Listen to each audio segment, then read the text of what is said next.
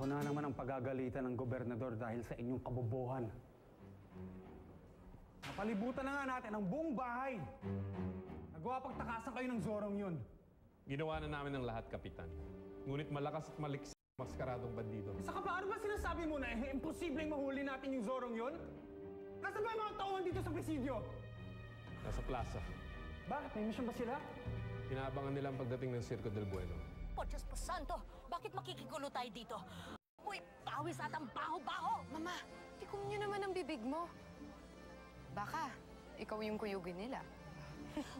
Ano bang pinapanood nila? Hindi ko makita. Halika kayo, sundan niyo ako. Ha? Makiraan po. Makiraan po. Padaan. Padaan. Daan po. Makiraan po. Kikiraan po. Mama, ang tigre. Tigre. Sirko? Sabihin niyo sa kanila, bumalik dito ngayon din! Ah! Mierda! Masusunod, Kapitan.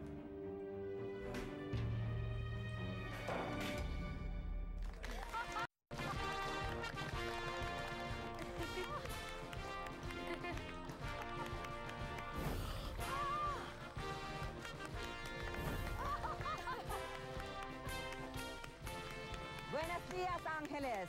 Nagbalik ang tropang maghahandog sa inyo ng napaka-fantastikong palabas.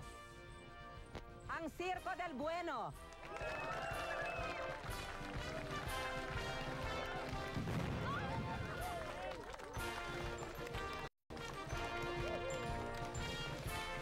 Buti na lang nandito na ang sirko.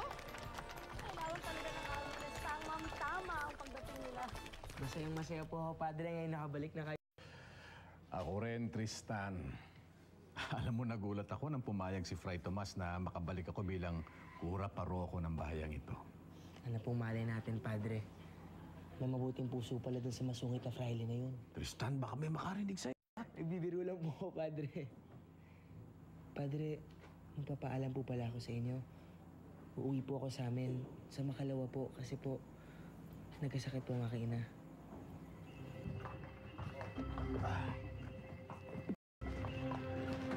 Sinap, paparada lang namin ni Bernardito karwahe, ah. Sige, Pepe. Hintay ko na lang kayo dito. Na Bernardo.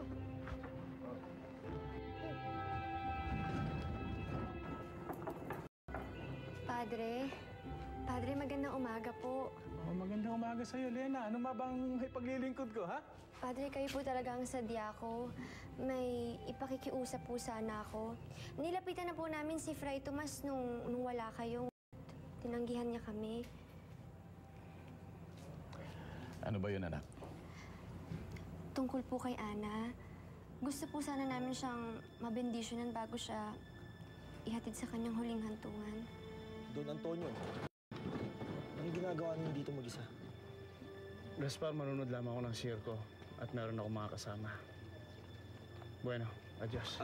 Sandali, Don Antonio. May gusto sana akong linawin. Ilang linggo na nakaraan pero may natatandaan akong sinabi niyo sa akin sa labas ng taberna.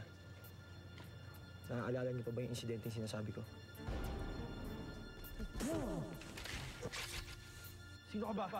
Ako, si Antonio de la Cruz. Pinatay niyo ang aking ina. Magbabayad kayo. Bakit? Ano bang naalala mo sa insidente niya? Ano to? Dinala po ng kuryo kaninang umaga, Kapitan. Promise ka na. Yun na nga ang problema, Don Antonio. Sa sobrang kalasingan ko ng gabi niyo, hindi ko na matandaan kung ano yung sinabi niyo sa akin. Ganun ba? Bueno, kalimutan mo na yan. Tinanong ko lang sa'yo nung gabing yun kung kayang pang makauwi dahil nakita kong lasing na lasing ka nung gabing yun. Dispensa, Don Antonio. At salamat rin sa pagmamalasakit niyo sa akin nung gabing yun. Wala naman.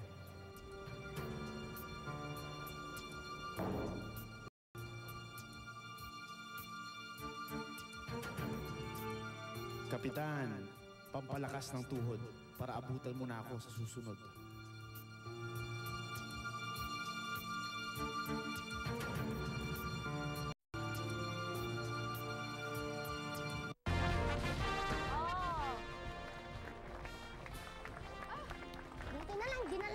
Bernardo dito sa sirko.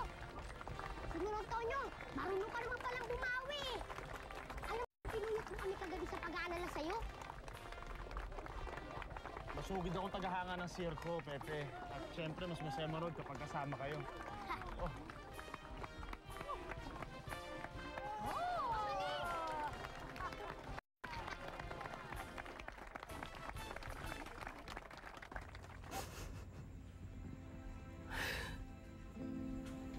Ina? Bakit ka umiiyak? Pinagalitan na naman ba kayo ni Don Kita?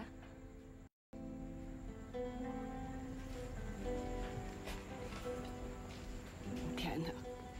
Iniisip ko lang ang kuya mo. Senyorita Lolita.